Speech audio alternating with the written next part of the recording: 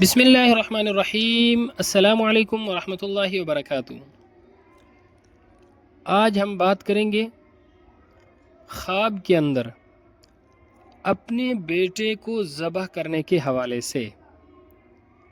اگر کوئی شخص خواب کے اندر دیکھتا ہے کہ وہ اپنے بیٹے کو اپنے ہاتھوں سے ذبح کر رہا ہے، اگر اسلام کے لیے ذبح کر رہا ہے تو اس کی تعبیر یہ ہے کہ خواب دیکھنے والے شخص کو سعادت دارین حاصل ہوگی، یعنی خواب دیکھنے والے شخص کو دونوں جہانوں کی کامیابی حاصل ہوگی۔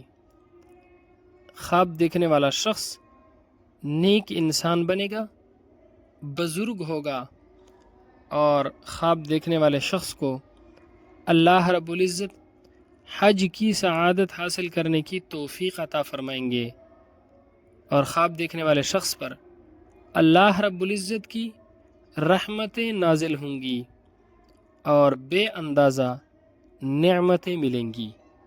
اللہ رب العزت ہمارے خوابوں کو ہمارے لیے باعث خیر و برکت بنائے۔ السلام علیکم ورحمۃ اللہ وبرکاتہ۔